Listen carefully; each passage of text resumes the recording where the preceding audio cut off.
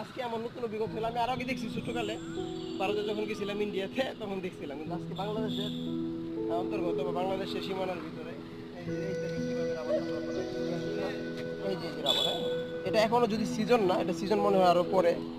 সম্ভবত, এখন বর্ষাকাল তো। কিন্তু এই যে বাটি দ্বারা রাবারটা যারা এর সাথে জড়িত আছে, রাবারের সাথে কর্মকর্তা কর্মচারীরা তারা এইভাবে করে থাকে। এই রাবার দিয়ে আসলে যে রাবারের যত জিনিসপত্র বা রাবারের যত ইয়ে আছে রাবার আজকে আমার মানে বোধ হওয়ার পরে, জ্ঞান হওয়ার পরে আজকে আমি সরাসরি দেখতেছি রাবার বানানো, রাবার গাছগুলো আসলে ডিফারেন্ট, বোঝাই যায় না যে এই গাছ থেকে এত সুন্দর রাবার, শত শত রাবার গাছ, এখানে রাবার গাছের প্রজেক্ট প্রচুর রাবার গাছ এখানে।